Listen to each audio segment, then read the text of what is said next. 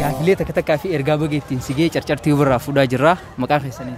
Maqaan kiyya Jaafar Mahammad Abdurrazaaq naan jayyaa obboleessa kiyya. Hayyee nu eeyyamuu keetiif galatoomi. Adnaan Abdallah.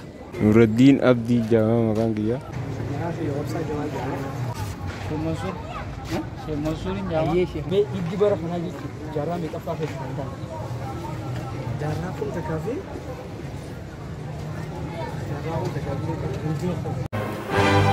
Maal jettee?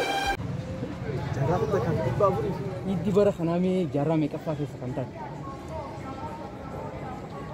Jaarraa meeqaffaadha?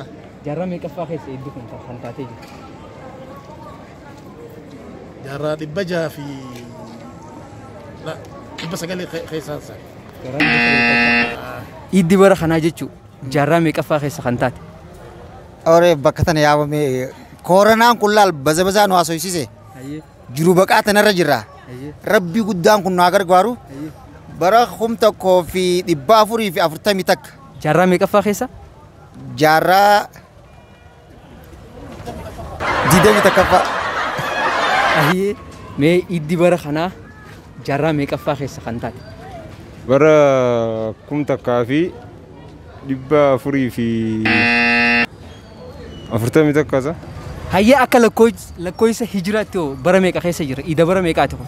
Lakkoofsa hijiraa bara 1440 takka. Akkasitti bara meeqa keessa jira?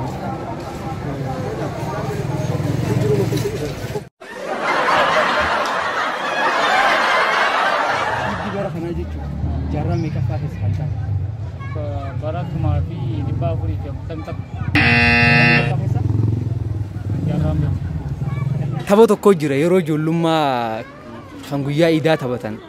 Ijoolleen arra iidaa jaanii maal jaan itti aansanii? Akkoon ta'e mataan adiidaa jaan. Maaliif akkas jaan? Ijoollummaa ijoolleen tapha tokko taphatti. Tapha san arra iidaa jaanii maal jaan? Arra iidaa akkoon ta'e mataan adiidaa maaliif akkas jaan?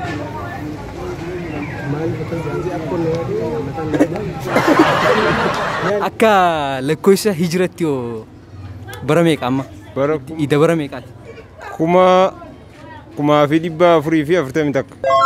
Mee yeroo ijoollummaa tapha tokko jira ka ijoolleen boruu iidaa jettee taphattu jira. Boruu iidaa jaanii maal jaamme? Ani jiruuti yatana keessatti baroo iidaa jaanii maara yaantana meeqa? Ani idumaan beeku. Saan qabu naa fi dagisee cufa obboleessa kiyya. Waan ani hin goone nan gaafatin.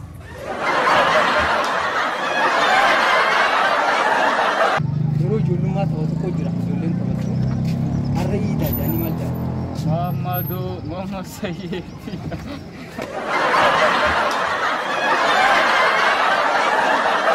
Borui dah aku tentang mata nanti dah yang dah.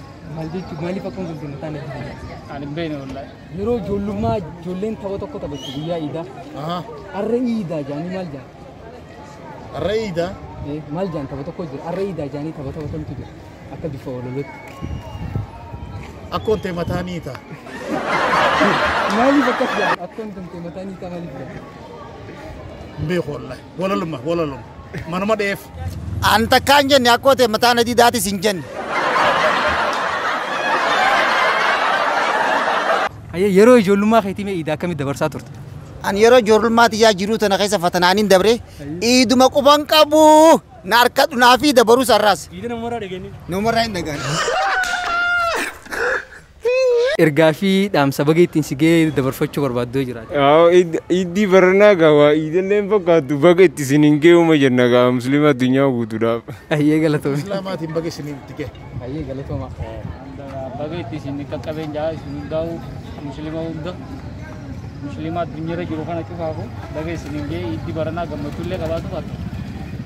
Nungee jira kun Islaama hundaanuu baga itti isiniin ga'ee jenna iddoo naanii rabbii waraabatu warra amatuu warra bara galee rabbi islaama godhu. Khaniinan jechuun farfaaddu abola osoo hin jenne islaama ta'uuf nabi bakka guddoo qaba. Saniif jecha islaama nabi Muhammad cufa baga itti isiniin ga'e iida tanaan iid mubaarakiin jaa baga rabbiin guyyaa taarikaa baatii taarikaa amata taarikaa warra taarikaa keessa rabbiin nuun ga'e jaa koronaan kun taarikaa nurra dalagee jira rabbiin jalaa nu haa baasu rabbiin koronaa jalaa nu haa baasu rabbiin koronaa jalaa nu haa baasu furmaata rabbiin nu haa fidu subhaana rabbika amma boodan cufii yoo fete